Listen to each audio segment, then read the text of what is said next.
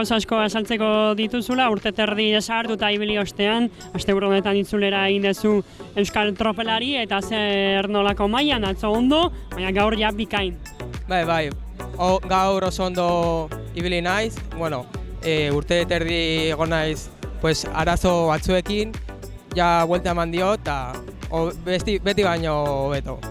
Gaur, zukin dezu lasterketa, Bizkaiko begiratokian gora erasoa jo dezu, hautsi dezu, eta hor eginda lasterketa.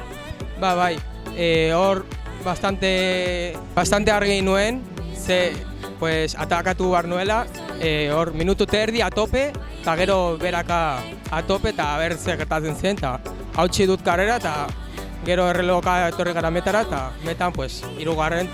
ezin izan dut gehiago egin. Supongo gehiago ikusiko zaitugula lasterketetan, zelbururekin, ze asmonekin etorreko zara? Zer moduz ateratzen den dena, pues ni dena emango dut, eta hemengo lasterketa, pues gelitzen diren lasterketa guztiak korrituko ditut. Zorionak. Eskerrik asko.